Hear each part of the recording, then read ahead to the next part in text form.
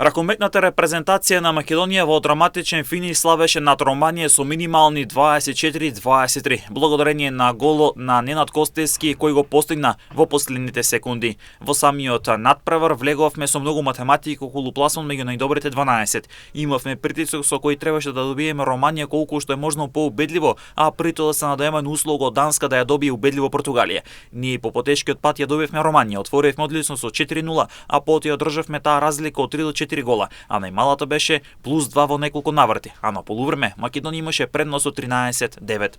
Во втори дел имавме +5 кога беше највисоката предност за нашата репрезентација, но Македонија започна да ја топи предноста кога успеа Романија да изравни во 2 наврати на 22-22 и 23-23 во самиот финиш, а голот на Костевски во последните секунди беше победнички за конечни 24-23. Прво име кај Македонија беше капитенот Филип Кузмановски со 9 гола, а пак 4 имаше Ненад Костевски, кај Романија се истакна Нистор со 8 голови. Во втората математика со која се надевавме дека Данска ќе ја добие убедливо Португалија, се случи спротивното. Португалците во еден неверојатен меч славеа над домаќинот Данска и направија големо изненадување. Гицел имаше 8 гола за данците, а пак браќите Кошта се истакнаа со по 9 голи и направија големо изненадување.